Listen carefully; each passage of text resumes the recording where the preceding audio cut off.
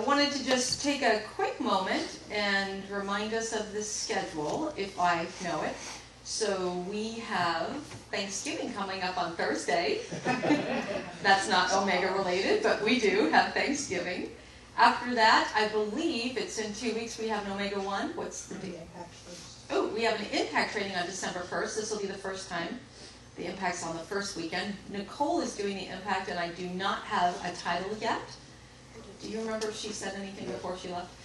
So she is happy gallivanting in Australia right now, so when she comes back, that's when we will find out. Maybe her impact training will be on Australia, the land down under.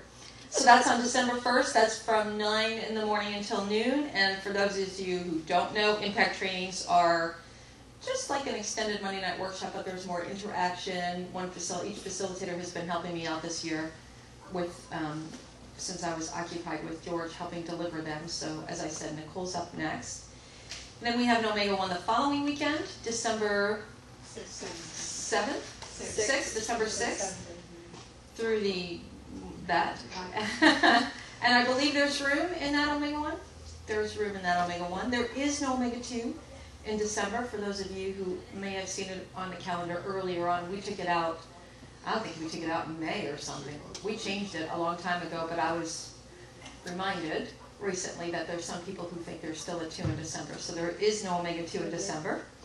And this year I'm going to do something different. Every year we typically do a New Year's Eve celebration annual. We've been doing it for 12 years. We started it in December of 2000 when we crossed over from 1999 to 2000. George started it.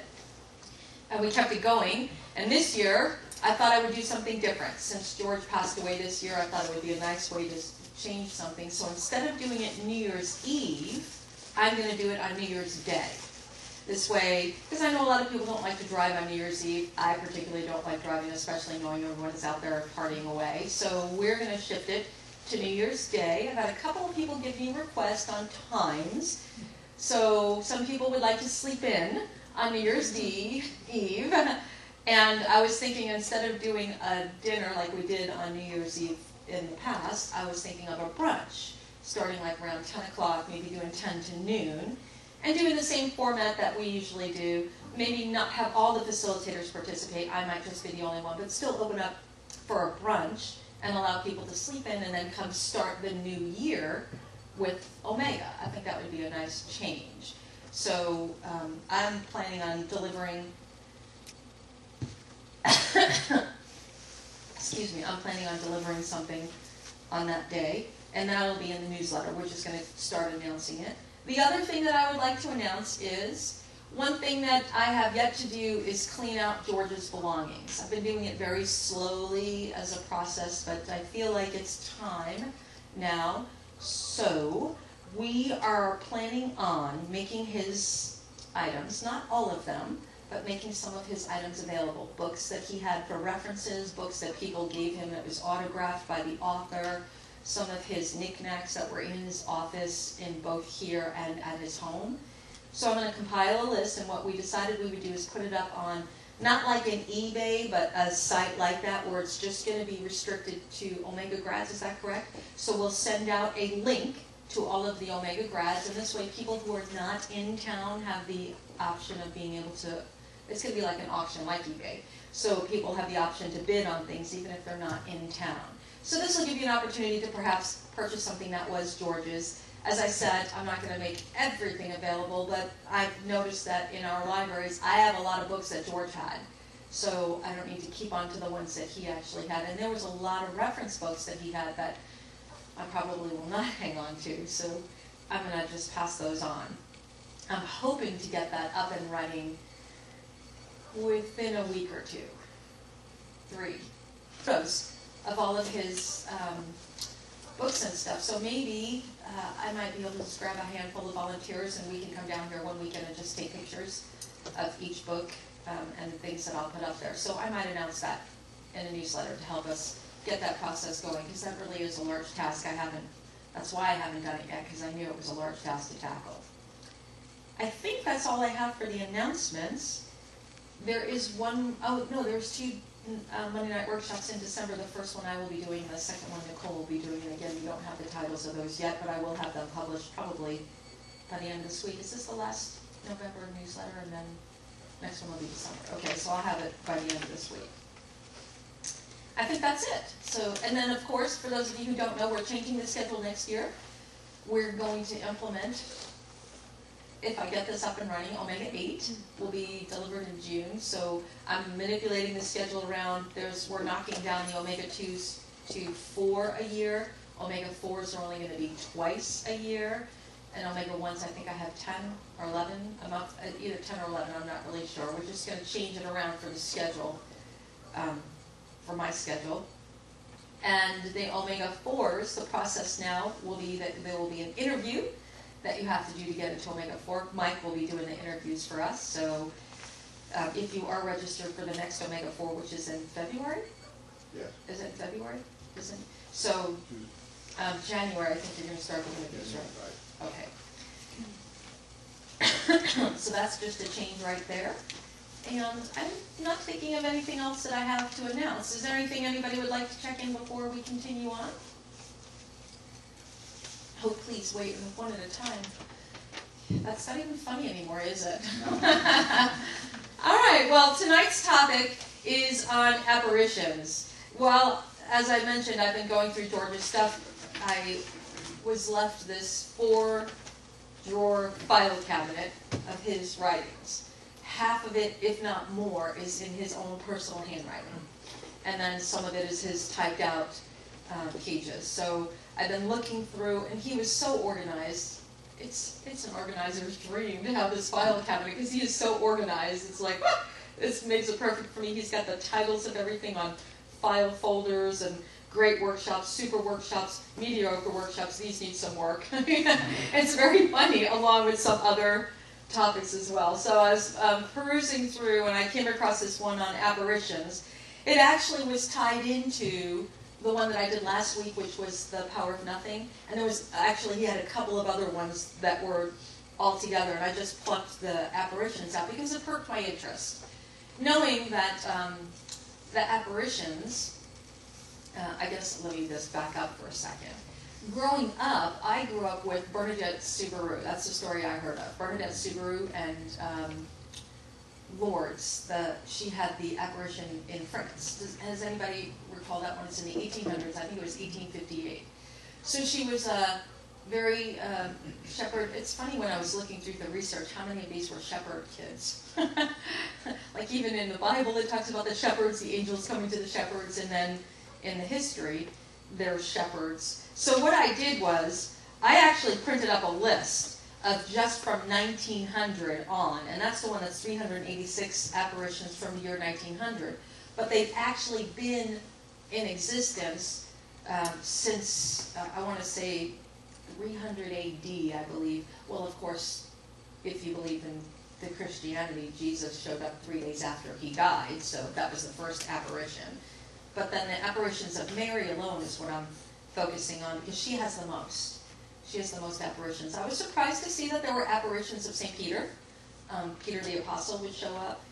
Some apparitions of Jesus. There were some claims of Moses as well as a few other individuals. But Mary has by far the greatest number of apparitions to date. And in doing some of my research, it was strange to read how some of the powers that be didn't want to acknowledge Mary as a religious figure because she just was the mother of Jesus. So she apparently isn't a religious figure. So there was quite some debate about that, and I don't recall exactly when it was finally official that she was considered a religious figure. But it is true, or amazing, that every time she shows up, she pretty much has the same thing that she's saying, the same message that she's delivering. Recently, because of technology, we actually have photos and now video of some of the ones that have been recorded. The most recent one was actually in 2011, so it was last year. It was in Alexandria, and this was witnessed by thousands of people. So it wasn't even just one person. The one before that, also in 2011, was Abidjan in the Ivory Coast. again, thousands of people. And in 2009, I'm just going to take the ones that, 2009, this was in Egypt, thousands of people as well, and this one was actually approved. So, I don't want to get ahead of myself. When it comes to the apparitions, let me just, I was talking about Bernadette Soubirous. So Bernadette Soubirous, this young girl in France who had asthma and was sick a lot. And she was gathering firewood with her sisters and saw the lady, is what she called it, in the town dump. It was called the grotto. And of course everybody made fun of her, ha, you're seeing the Virgin Mary in the tub. And she never claimed it was the Virgin Mary, even after everything was approved of. She always just called it the lady. And finally, I think it was 18 visitations she had. On the 18th visitation, the lady said she was the Immaculate Conception, which Bernadette Soubirous didn't even know what those words meant. So I think she was 15 at the time. Mark, you can turn the air on now. It's a little warm in here. Thanks. So with those visions, Mary just kept saying, you need to pray. So Bernadette Soubirous became a vision. And the true story about her is it's quite amazing. When she was, she died from tuberculosis at the age of 33. They buried her. Then they exhumed her body for sainthood purposes. And her body was incorrupted. It wasn't corrupted. It had been under the ground for 60 years, and it looked exactly like it did when they first put her under. So then they put her back under, I think, for another 30 years, and resumed her again, exhumed her again, same thing. Her body was not. It's still the way it looked. So the only thing that they saw that was damaged is when they polished the cross that she was holding, and they did her fingernails, they painted her fingernails. Those are the only things that began to deteriorate. Everything else in her was perfect. I think in the early 1900s, they did a wax cast of her to protect her skin. I believe that's how it is. But she's still visible right now in Lourdes. If you went to the site, you would be able to see her in a glass casket. She's still there. The story about her is beautiful as well. She was so dedicated and was innocent and pure, is what she was referred to as, that one time the lady told her to dig and eat and drink the water. Well, she's in the dump. So she starts digging in the ground and starts eating dirt, and everyone's laughing at her, you know, in humiliation. But the next day, a spring came out of nowhere. There was clear water, and the water's still there today. It's called, they often call it healing waters of Lourdes. As a matter of fact, I ordered some for George. I was like, what the heck, let's try this. And it came in a little bottle, like you can order it. It was amazing. I was like, wow, technology today on the internet, you can buy anything. I'm going to buy holy water. So the water itself is claimed to be regular water. They've tested it. They said it's just high in minerals, but it's regular water. But there's been 67 cases of people who were miraculously healed, and there's no explanation. They cannot explain what occurred. 67. Thousands of people who claimed being healed, but the church only recognizes 67. So, in that essence, that was a beautiful story. And that was my first introduction to an apparition, where a ghost or something that's not there shows up. Now, when I was reading George's notes, I'm going to just quote him for a second. He said, here's a list of things that we've lost in this century, and I think I mentioned this at the last workshop. We've lost the concept of family and its values. We've lost the traditional social values. We've lost the purity of government and those who rule. We've lost the idea of the worth of an individual. He said what we've gained, we have crime, violence, racial strife, persecution, immorality, and all kinds of perverse behaviors.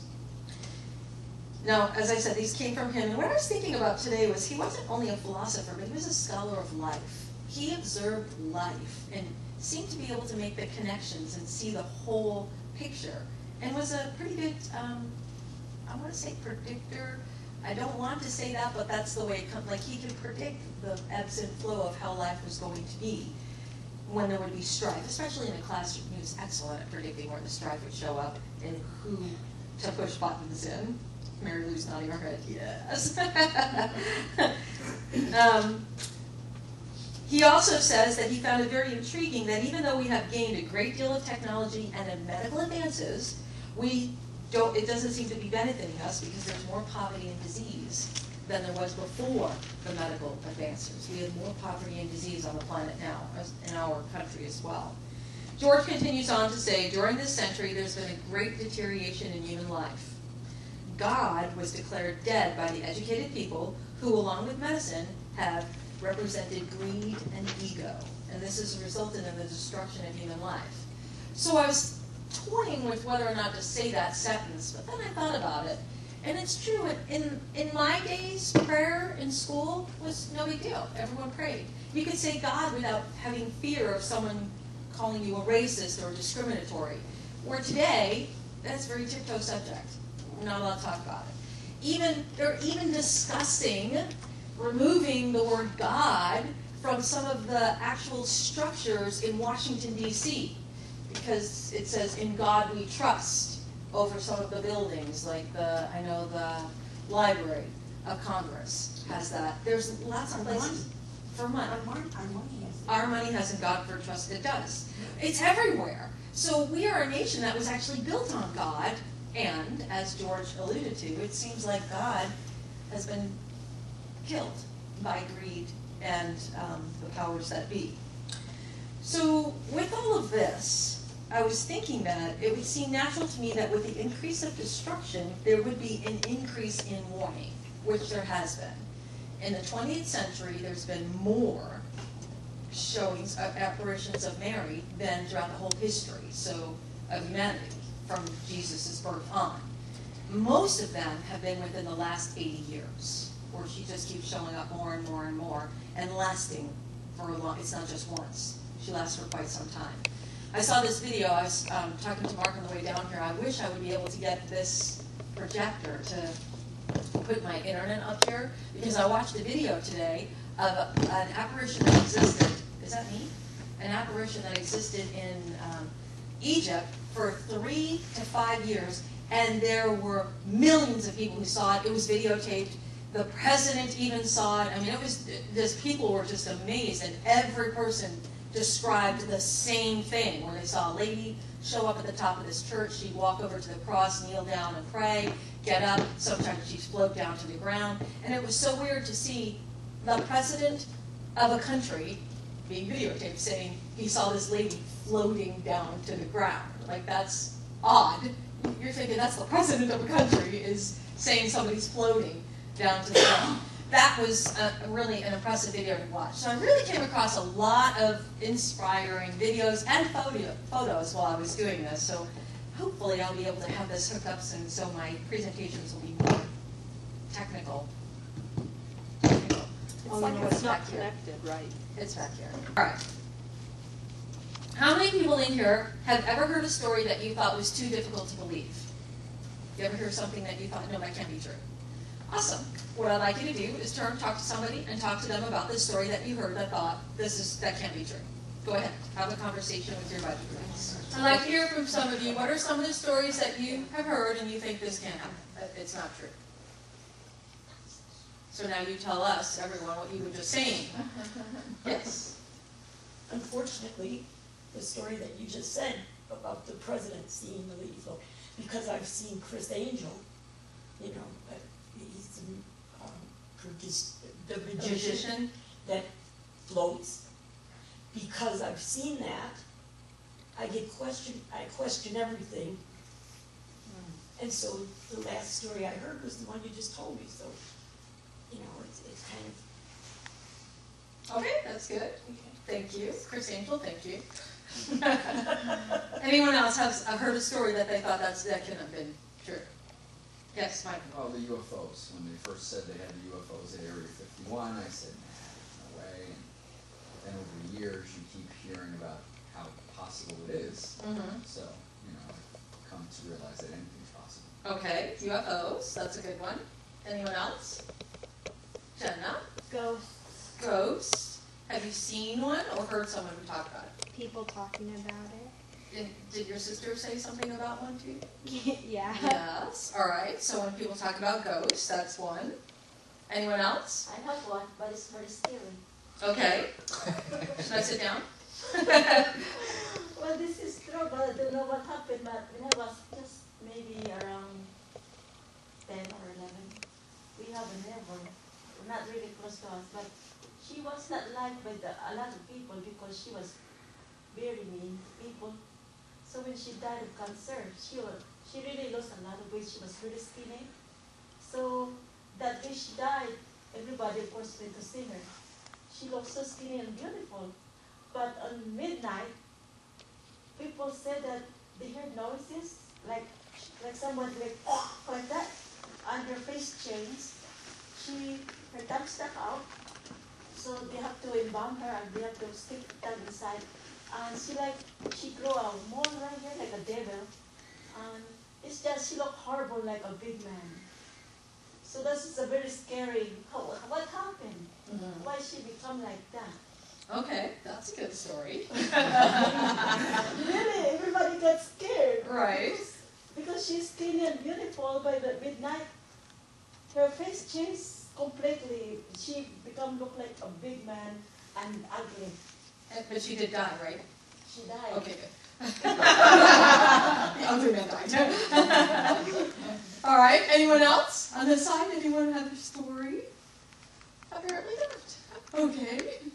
I remember George used to tell stories of how in the hills when he grew up in West Virginia, it was natural for people to be talking about when somebody passed away within a week. So, oh yeah, I saw Mary hanging out at the gate the other day, and nobody thought it was odd. They were, oh yeah, I saw her too. And it was a natural conversation that you would see people who had passed away walking around on the roads or in the houses and whatnot.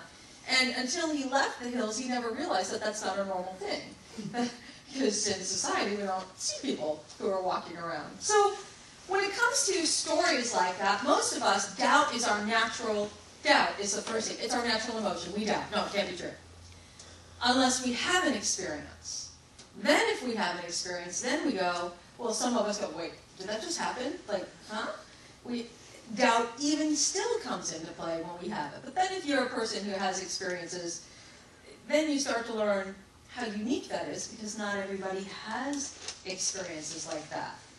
I'm of the opinion, because of the amount of abuse that I endured, I had access to a gateway, let's say, where I was privileged to see things that nobody else saw, and hear things that nobody else heard.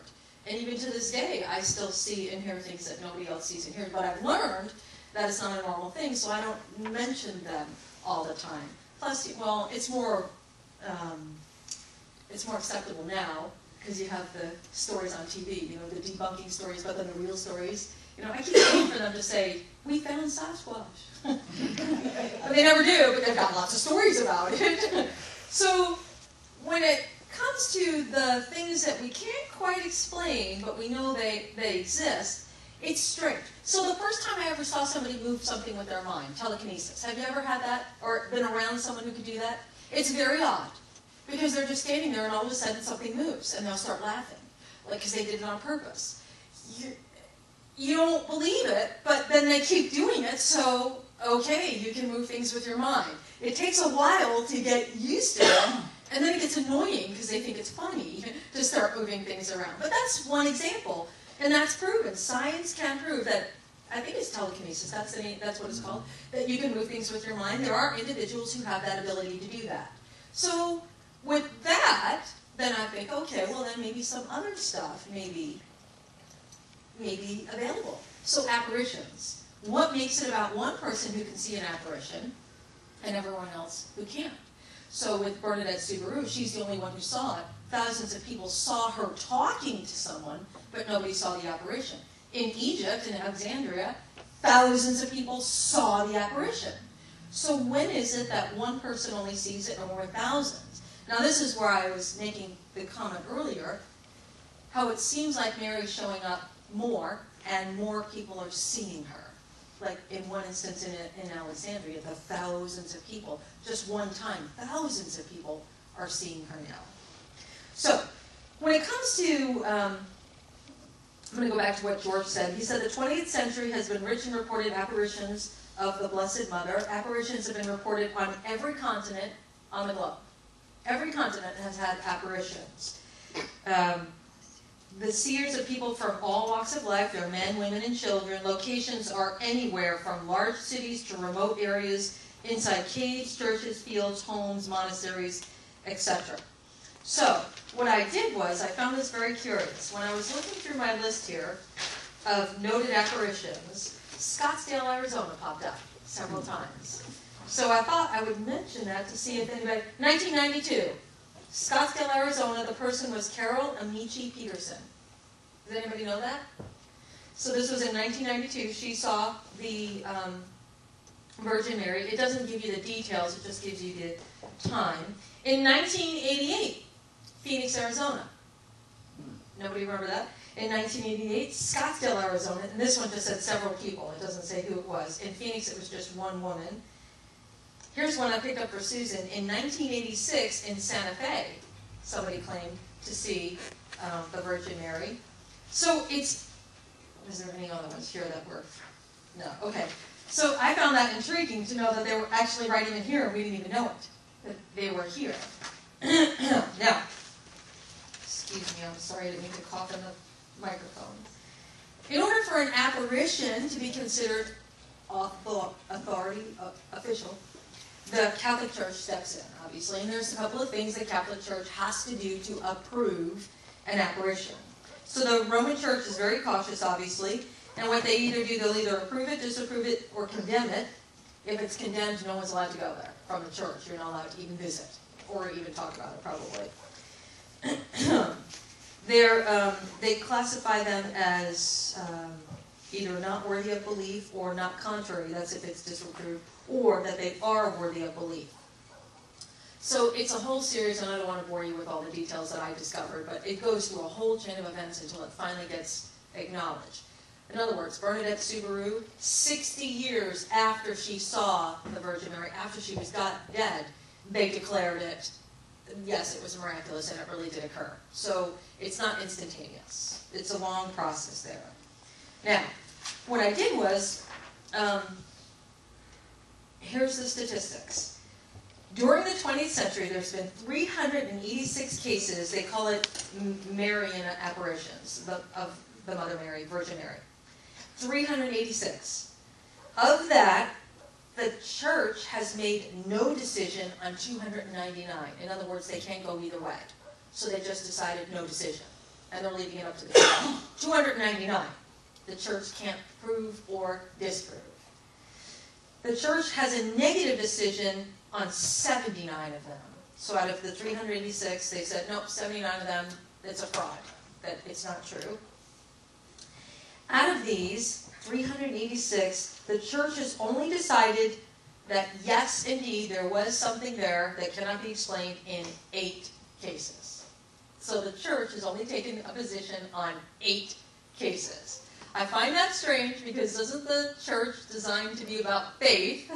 But apparently they don't want to have faith in an apparition, so only 8 cases. Now, there are a number of other cases that I've heard of and seen that are not on this list. So I just went with the list of the 8. So the 8 are the Fatima, I think I'm saying this right, in Portugal, was one of the first ones. Then there was one Bioring in Belgium, Banix in Belgium, Akita in Japan, Syracuse in Italy, I'm not going to say this name, Zaytun in Egypt, Manila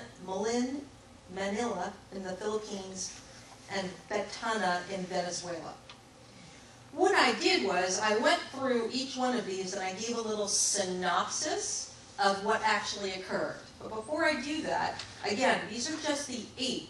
The ones that I knew of, first of all, the very first one in 1900 was in China. And this was witnessed by many people, and it was approved for a site of praying, but the church didn't step in. So there's 2 different things that you can do. The church says yes it is, or the local diocese says yes it is, and the church itself doesn't agree or disagree. They just have no decision. So that was the one in China. Then the Fatima one in Portugal, which I am going to talk about, that was witnessed by 3 people on several occasions. The one in Belgium I will talk about. The one in Bernix I will talk about. This one in Germany, it's not on the list, but this was witnessed by 4 girls in 1937. In 1938, another one in Germany. And isn't that during World War I, II? It was World War II. So I find that intriguing that during the World Wars there's visions showing up. Another one in Germany in 1940. In Amsterdam in 1945. In 1945 also Codosera in Spain. Trefontaine in Italy. That's Mary calling me, excuse me. In 1947 was France again. There was 4 girls there. These are the ones that are all being approved that is a place to be of worship. Syracuse, Italy, I'm going to talk about. Here's another one, 1964, San Vitrino in Rome. Another one in Rome again in 1967. Akita, Japan. Fatima, Venezuela. I'm going to talk about Medjugorje. Do you remember how to say that word? Medjugorje. That was in Bosnia in 1981. I remember this one. It was on TV. It was by a bunch of children. Now in here, it hasn't been approved. It just says no final decision. But I remember that one was several children who kept seeing the face of Mary on a statue. There was a great deal, a big to-do about that. In 1981, in Kibo in Rwanda, there were 3 teenagers who saw this. Now this one was actually very intriguing. This was approved by the Catholic Church. But one of the things that I saw by these people who said they saw, their faces were different. But because with photography now, obviously we can see their pictures. They just had this glow about their face. It was like peaceful. Nothing could bother them. Their eyes were glowing. They just had it was just really remarkable when you saw these individuals. And the pictures alone were very moving. And it was just a picture. It wasn't even them speaking. But it was the brilliance coming out of them. It was like having their light shining a little bit brighter. You could feel it just by looking at the picture. That's what moved me when I started seeing these. The sad thing about the one in Rwanda, one of the girls had seen, and so the Virgin Mary came and visited each one of the teenagers on different days, but like once, I'd say like on the 13th of every month, this one girl would have her visit. And she told her about the genocide that was going to happen in Rwanda. So believe it or not, this teenager was one of the ones killed in that genocide. So she actually saw what was going to happen, but didn't know what was going to happen to her. And part of me feels sad thinking, wow, here's somebody who actually got to see the Virgin Mary, an apparition, and then she's killed during one of the things that she talked about. So with that, I should also mention that Mary not only gives the same message, but she does give visions of what's going to happen, predictions of what's going to happen. So that was in Rwanda. There was another one in San Nicolas in 1983. I remember this one. It was just one woman in Argentina. Then I mentioned Santa Fe, which I did not know about. I did know about this one in 1986 in Egypt. There was a bunch of individuals, it said many people, and this was approved. I don't know if I'm going to say this name right. It's Shobra in Egypt. Then I mentioned the ones in Scottsdale. I said that one already. Here's the other one in Asuit, Egypt, which approved in 2000. In 2009, the War el Hardar, where there were thousands of people, and of course, Abidjan, which I mentioned, and Alexandria. So none of these are actually on that list of the 8 that was approved by the Catholic Church. So as I said, there was 386 of them. I'm just looking to see when. So 2000, there's a handful in 2000, but it looks like a majority of these are 1980s. There's 3 pages of ones that existed in 1980. 1970 is just a page and a half. The 60s has a page. The 50s and the 40s. So it looks like from the 40s on, that's when they really started increasing, because it jumps from the 30s. I'm on the 30s here and went right to the 40s. So it increased. It looks like it increased from the 40s on, where we've really had a large number of apparitions showing up. Now, I'm not up here to solicit this. I don't know if it's real or not. What I do know is what I've researched, and what I've researched is what's available on the internet. And we know anything can be changed and posted on the internet. So watching videos, we know a video can be changed as well. So I just want to present to you what I found and leave it up to you. It's not my job to sway you one way or the other. this is just my job to just tell you what we saw, what I found and discovered on here. So, I'm sorry, I touched it again. Fatima was by 3 girls. It was Our Lady, and what they ended up doing was, every time there was an official apparition, they called it the Lady of, and then gave it the name of the town that this was in, or a close nearby town. So Fatima is famous for the title given to the Virgin Mary because she appeared in an apparition to 3 shepherd children in Portugal. These occurred on the 13th day of 6 consecutive months, starting in 1917. The events gained particular fame due to their elements of prophecy and, astrology, particularly with regard to the possible world war and the conversion of the Soviet Russia. The reported apparitions of Fatima were officially declared worthy of belief by the Catholic Church.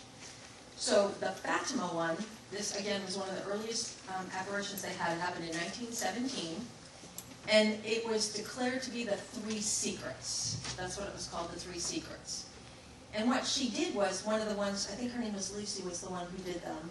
Lucia was the one who was the most prominent. She wrote down the secrets, but would not disclose them until specific dates when she was told to disclose them. It got hot again. It gets hot in here. Can you just check? Thank you.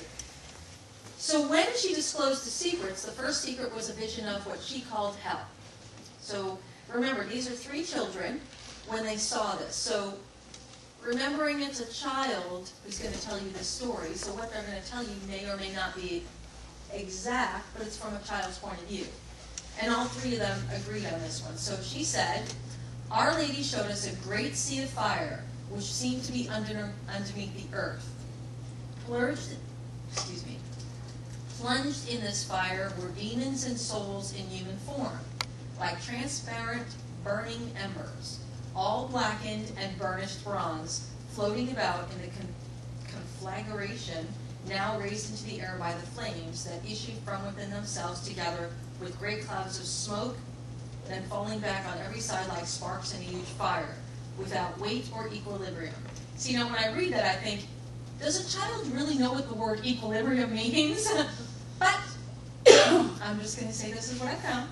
And amid shrieks and groans of pain and despair, which horrified us and made us tremble with fear. The demons could be distinguished by their terrifying and repulsive likeness to frightful and unknown animals, all black and transparent. This vision lasted but an instant. How can we ever be grateful enough to our kind Heavenly Mother who already prepared us by promising in the first apparition to take us to heaven? Otherwise, I think we would have died of fear and terror. So before she actually showed them hell, she said, I'm going to take you guys to heaven. Now here's what the other place looks like, according to the children. The second secret was a statement about World War I and how it would end, and then goes on to predict World War II. It also, the reign of Pope Pius VI, and should men continue offending God, and should Russia not convert, the second half requests that Russia be consecrated to the Immaculate Heart. So the second secret, this is what the kids said on this one. You have seen hell where the souls of poor sinners go. To save them, God wishes to establish in the world devotion to my Immaculate Heart.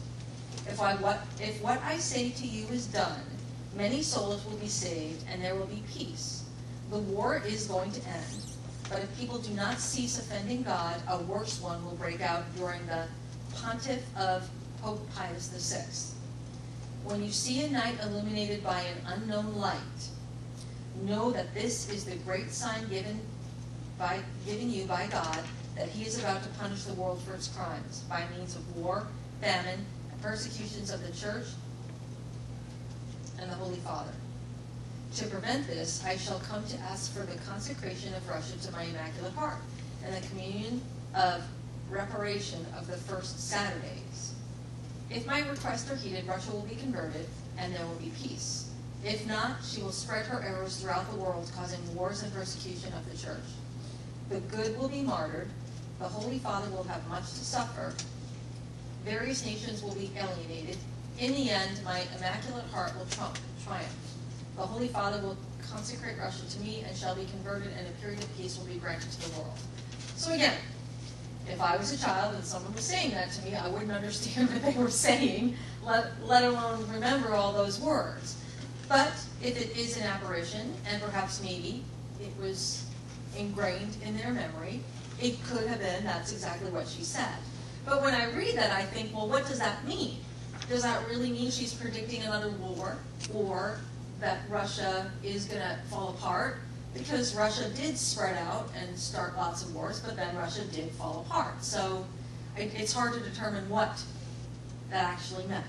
The third part was allegedly written down by a bishop because Lucia was dying, so she had him write it down for her. And there's been a lot of dispute about this one, whether or not it really is the third secret or it's just him writing it to get his words down. But I'll read it to you after what she said. After two parts which I've already explained, on the left of Our Lady and a little above, we saw an angel with a flaming sword in his hand. Flashing, it gave out flames that looked as though they would set the world on fire, but they died out in contact with the splendor that Our Lady radiated towards him from her right hand. Pointing to the earth with her right hand, the angel cried out loud in a loud voice, "Penance, penance, penance." And we saw in an immense light that is God, something similar to how people appear in a mirror when they pass in front of it. A bishop dressed in white, we had an impression that it was the Holy Father. Other bishops, priests, and men and women religious going up a steep mountain, which George will like this one, up a steep mountain at the top of which there was a big cross of a rough-hewn trunks as a cork tree with bark. Before reaching there, the Holy Father passed through a big city, half in ruins and half trembling, with halting step, afflicted with pain and sorrow. He prayed for the souls of the corpses he met on his way. Having reached the top of the mountain, on his knees at the foot of the big cross, he was killed by a group of soldiers who fired bullets and arrows at him. And in the same way, there died one after another, like the bishops, the priests, men and women religious, and various lay people of different ranks and positions. Beneath the two arms of the cross, there were two angels, each with a crystal apparition in his hand, in which they gathered up the blood of the martyrs, and with it sprinkled the souls that were making their way to God. So on that one, I found it intriguing that it said God died. In the vision, they saw that God had died. And then I was thinking, well, if you believe in Christianity, Jesus died for humanity as well, so maybe that's an implication of that. So since I just gave you those three very long secrets, have a conversation, everybody, if you think you believe in that, if it actually is predicting the future, or if it could be misconstrued in any other way. So just talk to your buddy real quick about that. Naturally, it's a little difficult to determine whether or not it's real or not. I mean, naturally, we have the doubt that comes into play. But what I do feel like is those children felt like something happened. Whether what they happened was truly what they said right here is unknown, but it feels like they believed in it. And that's one thing I found very congruent with each story I researched. The people that they explained that had an apparition had absolute faith that this had happened to them, and they were very peaceful. Even if they were being persecuted and inquired, they were still very peaceful. They had no reason to defend themselves. They simply said, this is what happened. So that, to me, was a really good picture of faith, because that's really what faith is. It comes from within, and nothing could shake them. So it's almost like they had an unshakable faith that this did indeed happen. So I was thinking, how can one disprove it? That would be like to take you back 5 years in your life and point to an event and say, prove that it happened. Well, you can't. It's already passed. So how do we disprove an apparition when you can't really disprove it or prove it? So again, I just read this with an open mind. I was thinking about the idea that I grew up as a Roman Catholic, not just a Catholic, a Roman Catholic, so on the knees every day. And the prayer, the Hail Mary, full of grace, the Lord is with thee. Now, as a kid, I had no idea what that meant. Hail Mary, full of grace, the Lord is with thee. Blessed is the womb of thy womb. Blessed is the child of thy womb. Jesus. See, I can't even say it anymore. But I didn't even know what a womb was. I'm like, yeah, we just had to repeat the words. And if you got the words good, then you can move on to the next class. But now, when I listen to it, I think, wow, it says, pray for our sins now and to the hour of our death. So pray for our sins. And that's pretty much what every time she shows up, she says, pray for the sinners, pray for the sinners, pray for the sinners. It seems to be congruent. At least for me, that made sense to me. As a matter of fact, that prayer was so ingrained in me, probably because I had to say the rosary a lot, but it was so ingrained in me, I used to be able to repeat it just like that. And now, whenever I pass an accident, that's the first prayer that runs through my mind. Is, I pray and then I ask the people who are there that they don't have too much fear, that they are able to handle the consequences and move forward, let people go if it's time to go, or embrace the pain, whatever comes to my mind as I'm going. But I always, what is it called, Hail Mary? Hail Mary. The Hail Mary. Yeah. It's the Hail Mary. The Hail Mary. Isn't that funny? They call that the Hail Mary Pass. It's the Hail Mary Pass. Anyway, I always do the Hail Mary as soon as I see an accident. For some reason, that's the one that comes to my mind. So again, these the three children don't know if it actually happened or not, but they had faith that it did, which I'm certain all these other individuals who did when they proclaimed having a vision.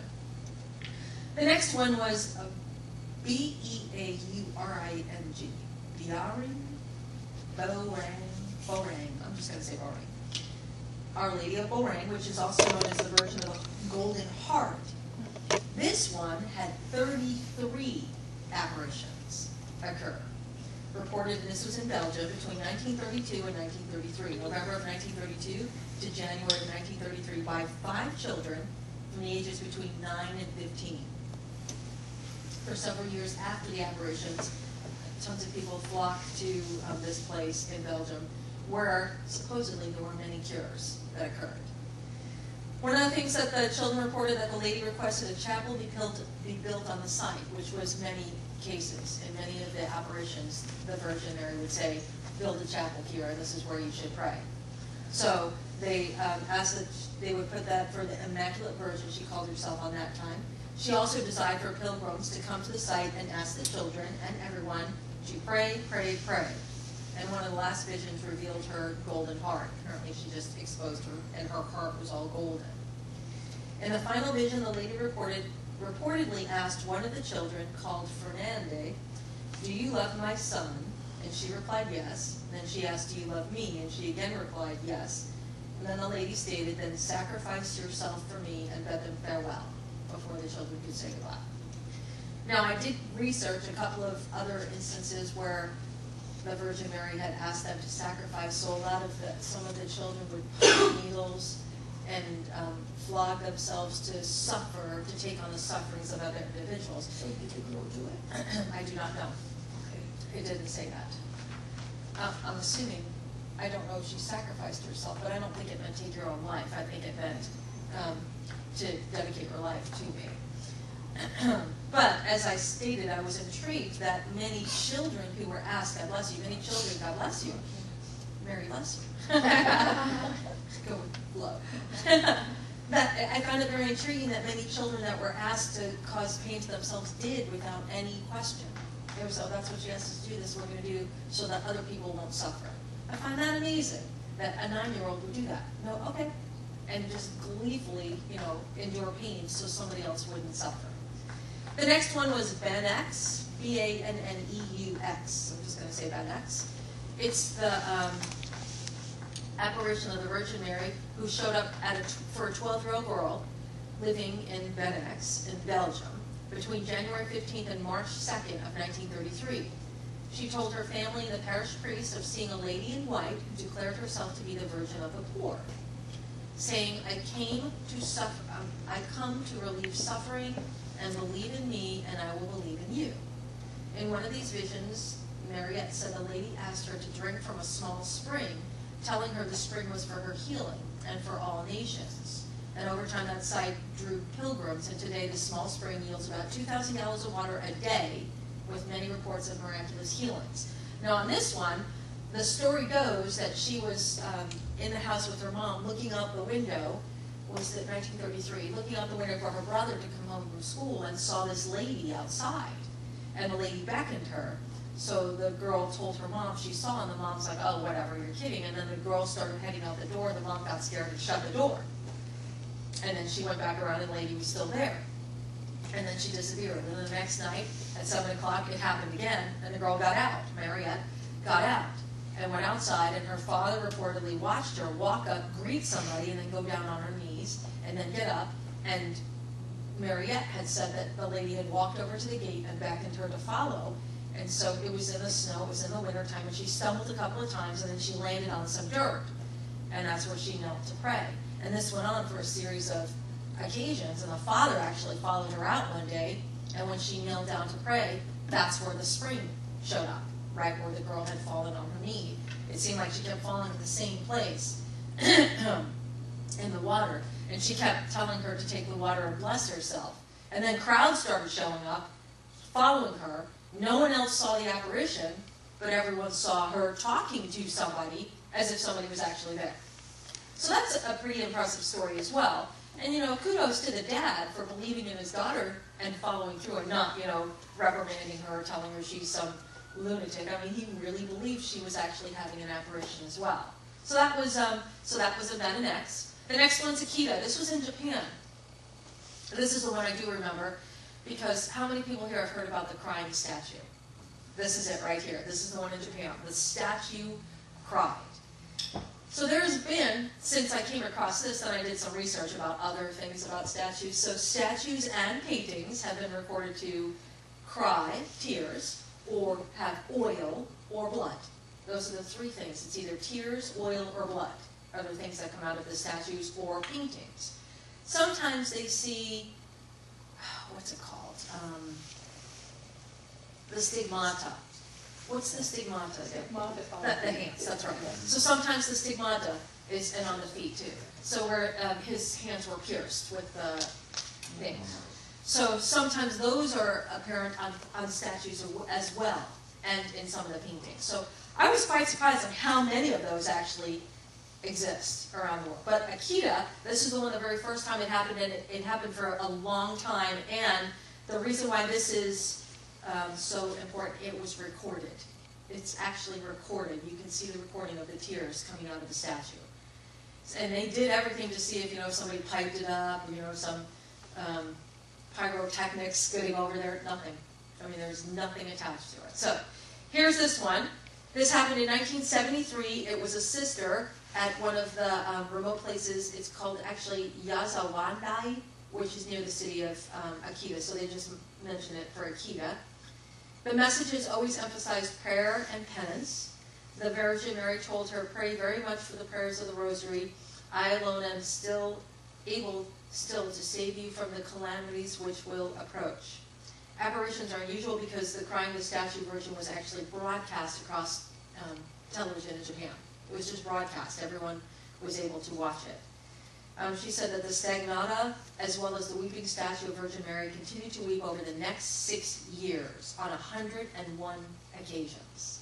101 occasions the statue was reported for crying and the stigmata showing up. Also reported the stigmata actually showed up on Sister Agnes's hands as well, without any pain to her, but she would have the stigmata on her hands. The stigmata on the statue has said appeared before the tears started and disappeared after the tears started. Sister Agnes only reported 3 messages from the Blessed Virgin Mary in 1973, but the Virgin Mary statue is reported to having continued to weep thereafter. So even though she stopped hearing the messages, the statue continued to cry. So this is a statue of Mary. So it wasn't an apparition, but it's considered an apparition because there's strange phenomena that cannot be explained. She said the second message was to continue to do the rosary. The second message, I'm sorry, that was the first message. The second message said that many men in this world afflict the Lord. I desired the souls to console him, to soften the anger of the Heavenly Father. I wish with my Son for souls who will repair by their suffering and their poverty for the sinners and ingrates. And then the third message, which is possibly worldwide calamities if men do not repent and emphasize the need to pray, the rosary particularly, It stated that the final message to Sister Agnes and ended with the statement, "Those who place their confidence in me will be saved." And then, oh, here's another intriguing thing. Sister Agnes was deaf.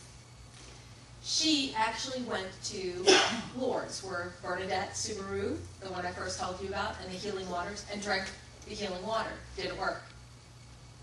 In 1982, during a mass, Sister Agnes regained her hearing. Miraculously. Just, boom, she can hear now.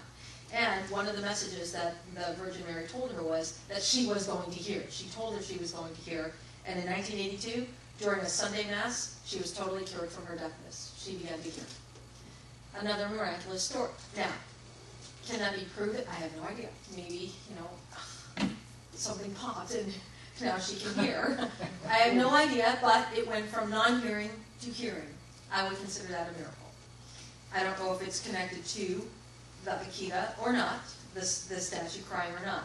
But again, I found this curious, and I do remember when this happened in 1973. I do remember the stories, watching it on TV, because we were Roman Catholics, so anything Catholic we had to pay attention to. And I remember seeing the videos of the statue crying, thinking, oh, somebody just put water on their eyes. I mean, as a kid, I didn't understand that that's impossible because people were watching and making sure no one could have access. But I do remember seeing that, and it was intriguing that I had that recollection when I was reading about this. The one in Syracuse, which they announced as one of the 8 that is approved of, I searched everywhere and could not find anything.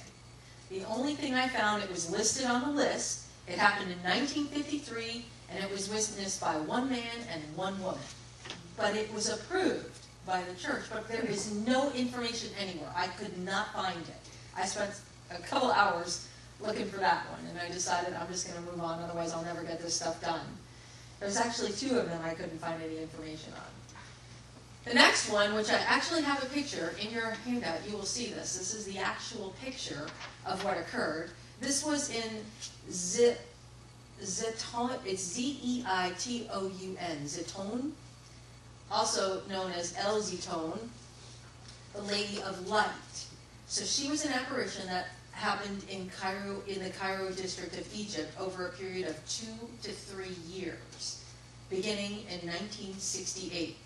And you will see on the picture, she is a lady of light that's up on the roof, on the rooftop. She's there.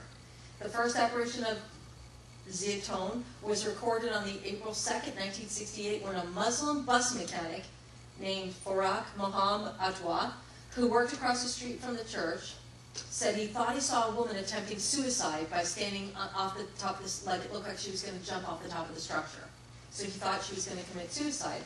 2 other men noticed her, the white figure on top of the church, and the sighting was reported to the police. So 3 people called the police saying somebody's on top of the roof, they're going to commit suicide. A crowd down below started to gather, and the police attempted to disperse the crowd. But according to the police, the sighting was just, because the police were saying it was just a reflection of light from street lamps. So the police are saying it's just a reflection of light from street lamps. And when you look at the picture, you can see it's not a reflection, but the police were saying that. The crowd reportedly viewed the sighting as a clear apparition of St. Mary, and so the attempts by the police to disperse the crowd were unsuccessful, and then the event itself ended within a few minutes. 1 week later, on April 9th, it occurred again. And again, it only lasted for a few minutes. After that time, the apparitions became more frequent, sometimes 2 or 3 times per week, for several years, ending in 1971. So it started in 1968 and ended in 1971. Now here's another intriguing thought, or statement. Many healings and miracles were reported during the time of the apparition. So people who were there and saw her were healed. Apparitions were also witnessed by the president, this is the one I was talking about, by the president, who captured by the newspaper, and it was captured by the newspaper photographers and Egyptian television. So this was recorded by video and photography. Investigators performed by the police could find no explanation for the phenomenon, so the police took it on to try to disprove it or debunk it, and they couldn't. No device was found within the radius of 15 miles capable of projecting the image. while the number of sheer photographs by independent sources suggests that no photographic manipulation was involved either, because people from all around were taking pictures from all around, so it wasn't just one shot, and there was no photo manipulation. So in that one, they said, nope, that had to have truly happened. The one in Manila, Philippines, again, nowhere could I find it. The only information I found said that it was occurred in 1986, and it was witnessed by soldiers. That's all it said. The last one that they said was of the top 8 was Betania. It's a small village that exists in the town of Cuyo, located in Miranda State in Venezuela.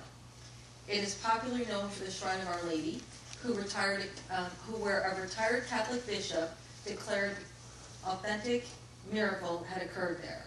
The miracle also, Maria Esperanza, a resident of the village, claimed to see the Virgin Mary starting in 1987. But he said that there was a miracle there, and again, I tried to find out what exactly the miracle was. It wasn't listed. So in my research, what I was thinking of is, we could have people who don't want things to be known, so information is deleted off of the internet.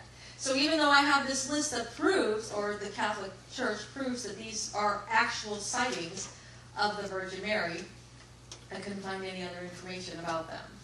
Again, what I wanted to do was go back to the idea of, well, actually, I just talked to you for a whole bunch of time right here. So talk to your buddy about some of the apparitions that I just talked about, what you might think is believable, whatnot. Did you see the crying statue? Do you believe things like that could actually occur? Have a conversation with your buddy about that.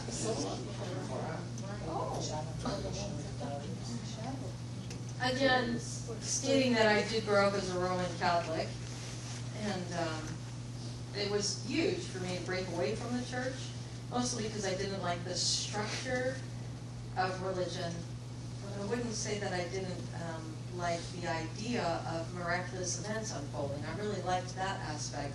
But the structure of religion turned me off. And then, of course, when I was younger and I found out about the council in 550 AD who changed everything in the Catholic Church and removed words from the Gospels and whatnot, that really turned me against the church and humanity for a while.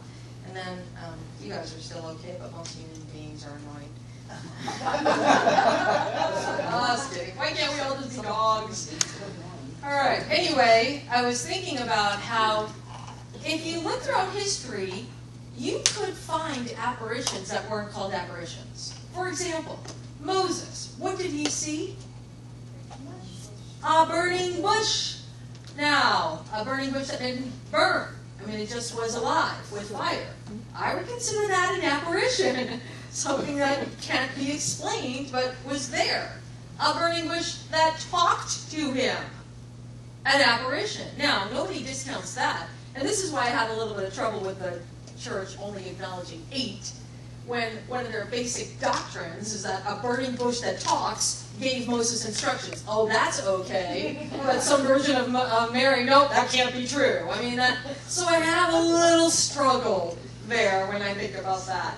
Then I was thinking about Buddha. Buddha had a vision under the tree. He had the vision of the Buddhas. Nobody argued that. I mean, Buddhism is one of the largest religions on the planet. Then you have the Muslims, Muhammad. Muhammad had visions. I mean, that's really what the Quran is. It's nothing but a series of visions that his disciples wrote on leaves and then kind of put together in order. They're actually not in chronological order, if you know anything about this. They were just written down, and what the disciples did was they just grouped, okay, this mentions this, and this is the same topic. So they just put all the topics together and made it work. It's really not in the succession that Muhammad spoke. Needless to say, it was visions. Nobody argued with him. Oh, it was a prophet. He was the prophet. So it seems like if we call someone a prophet, it's okay for them to give us predictions and visions. But look at Nostradamus, a scientist who had visions, and yet people still attempt to debunk him. Now, I don't know how accurate his is. What are they called? It's called the Quatrains. Thank you. I never could say that name. It's called the Quatrains. And they're mythical. and you have to digest them. And typically what happens is once an event occurs, then they say, oh, well, that's what that meant. Well, yeah, you could do that on anything. You really could do that on anything. But yet, he apparently did have some accurate depictions. And then, of course, I did this once before. I talked about the web bots. I think I talked about this last New Year's Eve. How the web bots, this is actually a program created for computers. Computer designers created this program. It was actually an advertising firm who came up with it. And the virus, it literally is a virus. You insert it in the computer, and what it does is searches the net and look for common buying and selling of stocks and bonds. And that would be a prediction to what companies are going to work and what companies weren't. Well, then they discovered they found other anomalies happening on the net as well. And so the WebBot became like WebBot predictions. And in there, they actually predicted the 9/11 attacks. They predicted the earthquake in California. They predicted the tsunami. Anyway, I don't know if it's true, can a computer? Well, if a burning bush can talk, why can't a computer tell us things that I don't know? So again, I'm not wanting to debunk anything, but I just find it intriguing that we're willing to listen or have faith in certain things and have faith not in things. When it comes to the idea of the apparitions and how they are increasingly appearing, I was aware that in 2012 we didn't have one yet, and we're coming to the close of 2012. And for those of you who know, the Mayan calendar ends in 2012, so I keep thinking maybe on December 21st, Mary's going to show up universally, and everyone will see that, and then you can't debunk it, everyone sees it. Because it's over. We're all done, or maybe we all go see Mary, who knows. But I was thinking about how intriguing it is that we have it this year especially, since there's been such a calamity about the 2012 and the Mayan calendar and the world coming to an end, which actually has died down. The closer we're getting, it's actually died down. It's quite curious. Anyway, I was thinking about that, how in 2012 we haven't had an apparition yet. However, we have had an increase in weather turbulences. We've had hurricanes. Oh, look at the one that just hit New York and the East Coast. I mean, we've had that phenomenon that's never happened before, Katrina. So from Katrina on, we've had several devastating hurricanes just here. We've had 2 devastating tsunamis, one of them with nuclear fallout. So it seems like even the natural disasters are increasing, not only in frequency, but in devastation as well. So I was thinking, for those of you who are not connected to the Sandy and what's going on over there, it's intriguing to me how the week that Sandy occurs, it's all in the news. But then once the Sandy passes, then it's no longer in the news, and now we're on to other enlightening information. And yet those people are still struggling over there. There's people who are still without homes. My sister just got her electricity on 2.5 weeks after it happened. She just received electricity. And there's still like 386,000 people who are without electricity. There's still famine over there. There's not enough food to go around. And I find they had, I don't know if you know this, but there was an earthquake in New Jersey the day after. It was like a 2.0, but it was an earthquake. I thought, oh gosh, we've got the famine, no electricity, devastation, and an earthquake, and then it snowed. They had a nor'easter come through. So think about all the people who had no home, and it's snowing on them. So most of us are unaware of that because it's not news anymore. And then I thought about all the other catastrophes that have happened, like in Haiti. If you ever Google Haiti sometime, they still have not recovered from the earthquake that they had 5 years ago. They're still devastated. There's still people who are without shelter. They're living in the streets. I mean, it's poverty-stricken. It was already a poverty-stricken community. But what I find intriguing is that if it's not in the news, we don't put much emphasis on it anymore. And of course, there's benefits to that. Obviously, it'd be difficult to continue on daily life if all we saw was devastation, devastation, devastation. But then I thought about it, if I could transport myself into Mary's eyes, let's say. Let's say she's on the other side, watching everything happening. What would promote me to want to appear and to capture someone's attention? So maybe think about George. What made him start Omega? Well, he wanted to serve humanity. He wanted to make a contribution. And for those of you who have heard the story, the first time he had surgery in 2007, Susan and I were in the room. He comes out, opens his eyes, and he says, I have to make a contribution to the citizens of this community. And then closes his eyes and goes right back to sleep. Like, even in his unconscious state, that was his commitment. Make a contribution to the citizens of his community. So then I thought, okay, well, if I was Mary, when would I show up? And how do you choose the person? How do you choose who to show up to? And how do you know whether or not they're going to follow through with that? Like, if they'll believe you or not. And will they make a difference?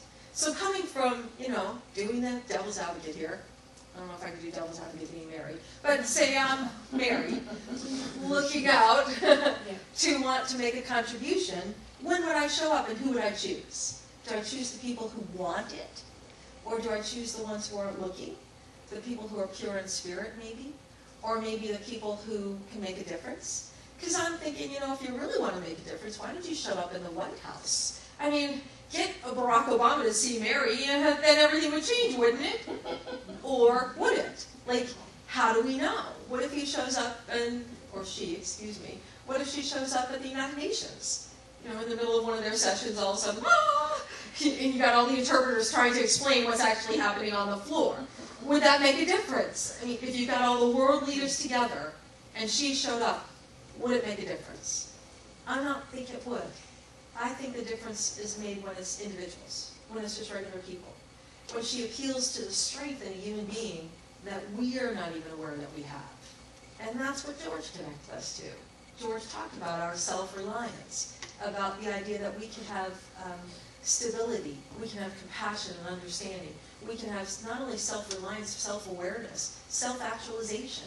We actually become more aware of what we settle for. That's what I think I would go with if I was Mary. I would go with a common man who doesn't see the great potential that they have within them. And by having one apparition, maybe that would change that person's life enough that they would make a contribution. Because out of 386 individuals, that's 386 times that she showed up and chose individuals. And as I said, now it's becoming more, not just one individual, it's thousands of people who are starting to see her. So that makes me think there's probably hope for humanity. If thousands of people are able to see the same vision, I mean, metaphorically speaking, if I could say, if thousands of people would see the vision of Omega, of self-reliance, it would make a difference on the planet. So with that, I would just like to wrap up saying that I really am here. I'm not an apparition. But we do have videotape of it. But again, to just thank you for the idea, of the fact that we are sharing a vision of George. He had the vision of Omega, of making a difference and a contribution. And each of us carries that spirit with us. We're the ones who keep the spirit of Omega alive. And we don't have to prove it to anyone. We don't have to go out and defend ourselves. All we have to do is just live it. Just live the teachings which we were bestowed by George on. So thanks for letting me play around with the apparition theory. You got a large handout. It's 5 pages, so it's actually 3, but 5 sides. Enjoy reading it, and have a wonderful Thanksgiving. Since we're coming to Thanksgiving, let me just simply express my gratitude to you, all of you who continue to show up and keep the spirit of Omega alive. May your families be blessed by your presence this week. If you don't see your families, may they still be blessed. And may you be blessed as well, and we'll see you next month. Have a nice holiday season. Thank you. Is anybody heading west that I could maybe get a ride with? Is anybody